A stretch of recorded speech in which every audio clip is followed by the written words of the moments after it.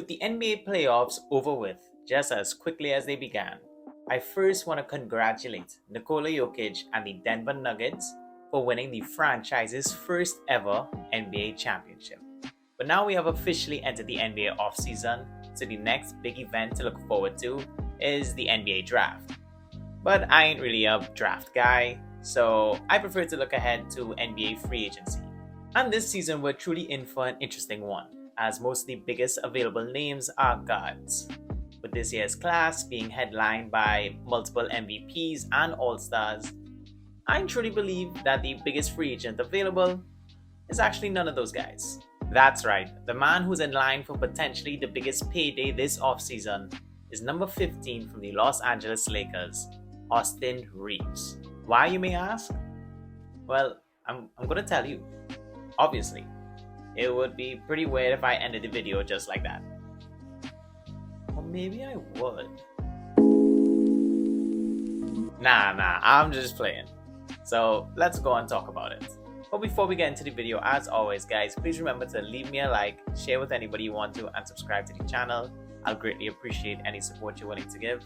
And as always, please give me a follow on Instagram and TikTok at SportsButCasually to keep up with the things I do outside of YouTube.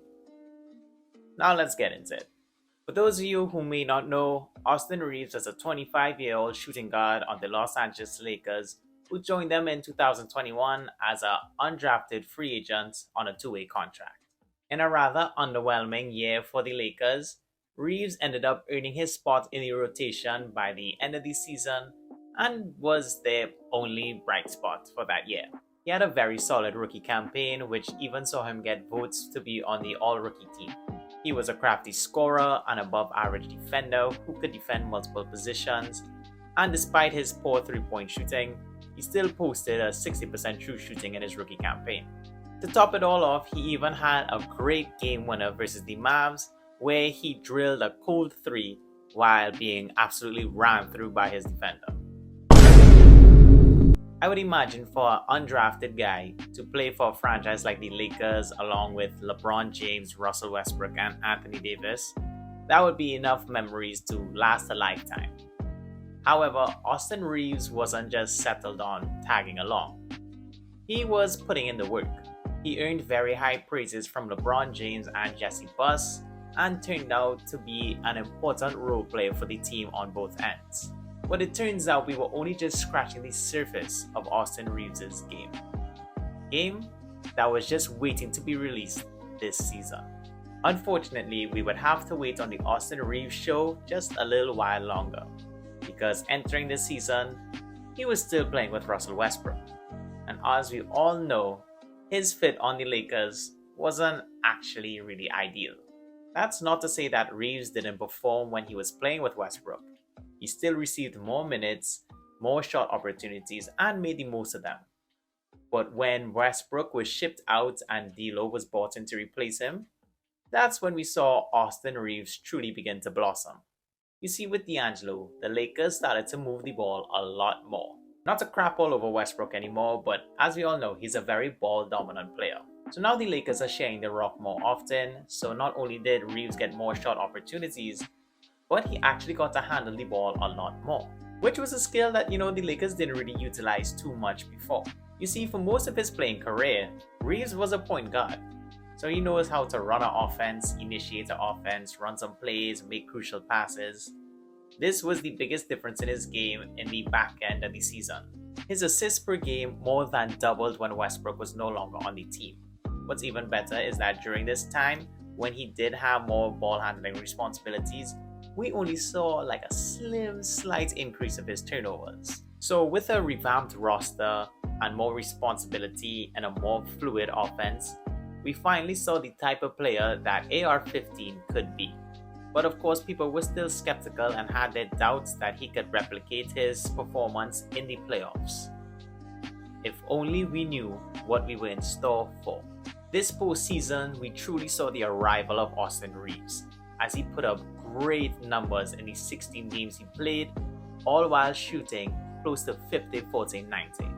He was legitimately the third best player on the Lakers, And on some nights, he was the second best, you know, when Anthony Davis would put up his usual stinkers every other game. He was a key contributor in the first round where he helped the Lakers upset the two-seeded Memphis Grizzlies. He had a more up and down series against the Warriors in the semifinals, but he still shot over 40% from three on about 5 attempts per game. And yes, even though they got swept in the Western Conference Finals by the eventual champs, the Nuggets, Austin Reaves still had an incredible series, scoring over 21 points a game on ridiculous shooting splits.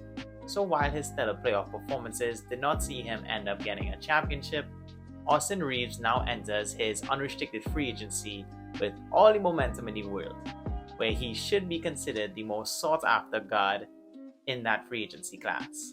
Now, I know what you might be thinking. How can a 25-year-old player who just finished wrapping up his second season in the league, where he didn't start many games, be considered one of the biggest free agents in this year's class? After all, just look at the crop of talent that's available to teams in this year's free agency at his position. There are a lot of big-time names. Former MVPs like Russell Westbrook and James Harden. All-star caliber level of players like Kyrie Irving, D'Angelo Russell, and Fred VanVleet, who just declined his player option. Even more proven undrafted talent like Max Strus and Gabe Vincent. There are a lot of guys out there, so what makes Hillbilly Kobe so special? And no, I'm not insulting him, that is a real-life actual nickname of his. It's on Basketball Reference, so it has to be true. And while it is true that he's not the same level of talent as this year's top-tier free agents, all of those guys come with their own flaws and their own baggage. And trust me when I say, all of them do. Let's start off with Westbrook, who will be 35 when next season rolls around. If he doesn't resign with the Clippers, he'll be on his 6th team in 6 years, I think. 7 if you count the Utah Jazz, although he never played for them. And while he's a very good playmaker, he is still an inefficient scorer who, with the increase of his age, is losing his trademark athleticism, which made up for the fact that he's not the best jump shooter. Besides, as we've already discussed, he's still a very ball-dominant player. Combine that with the fact that he doesn't offer much spacing, and he's more of an offensive detractor than anything. Kyrie Irving is... well, he's Kyrie Irving. A man blessed by the basketball gods with endless amounts of talent, but at the age of 31, still can't get out of his own way.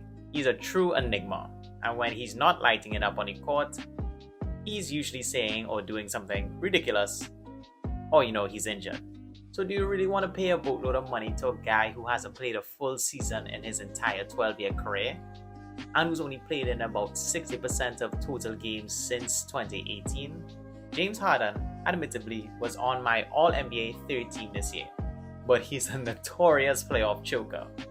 Not to mention that he's going to be 34 and is still expecting a max contract. Ask yourself, are you really comfortable paying James Harden, a man who's a consistent no-show in the playoffs, $40+ million when he'll be pushing 40? D'Angelo Russell has been deloading for the last 5-6 years now. He's still a very good starting point guard, a top 15 point guard in the league consistently, but he shouldn't be commanding a set of big money this offseason. He's been deloading so long, I guess you could say somebody must have pressed the pause button. God, that was terrible. Fred VanVleet is my guy, and I still love him.